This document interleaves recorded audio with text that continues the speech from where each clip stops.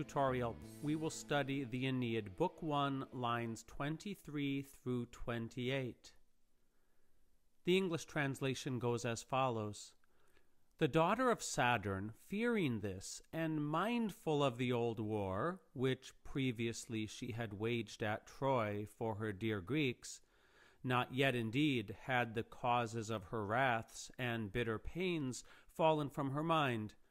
There remains buried in her lofty mind the judgment of Paris, and the injury of her slighted form, and the hated race, and the honors of snatched up Ganymede. Here's how it all works out. Id metuens veterisque memor Saturnia belli. The daughter of Saturn, fearing that, remember when you have an NS changed to ING, the daughter of Saturn fearing that, and mindful of the old war. Never forget, in poetry, a noun and the adjective that describes it can be very far from one another. Prima quod ad Troiam pro caris gesserat argis. The old war, which, now while quod can sometimes mean because, it is also the relative pronoun for a neuter antecedent. Bellum, which occurred right before, is neuter. So the war which previously she had waged, pluperfect verb, which she had waged at Troy. Usually ad would mean to, the direction, like ad urbem, to the city. But here at Troy, for the preposition pro takes an ablative. All that's left over are the ablatives charis, argis, which mean for her dear Greeks. Now the word her is not actually in the Latin, and it's going to occur several times in this passage where adding her will make better English. Nectum etiam causae irarum saevique dolores exciderant animo. Now we've got two lines of Latin at work here.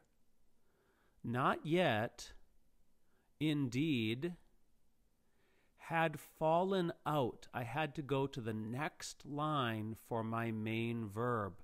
The subjects of that verb are in the line before. Not yet, indeed, had fallen out. The causes, causae, nominative plural ending, the causes of her wraths and bitter pains. And so we've got two subjects for the verb. The causes of her wraths and the bitter pains had not yet fallen out. Fallen out of what? From her mind, animo. The preposition on this verb is actually governing this as an object. Manet altamente repostum, judicium paridis, spretaeque injuria formae, et genus invisum, et rapti Ganymedis honores. There remains. Now, there's no word for there in the Latin. I've added it in the English because the number of things which remain are all in the two lines following.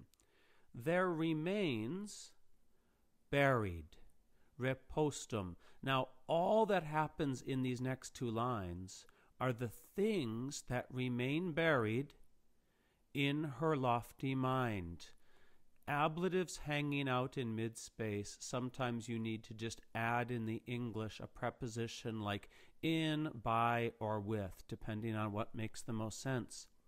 So there remains buried in her lofty mind the following: the judgment of Paris. Remember that Paris was asked to judge a beauty contest with Minerva, Juno and Venus. He voted for Venus, and Juno is not happy. And the injury. Remember that when you see a Latin word that resembles closely an English word, if you don't know what the word is, take the wild guess that it means something that's very similar. And the injury of her slighted form. Again, noun and adjective, not right next to each other.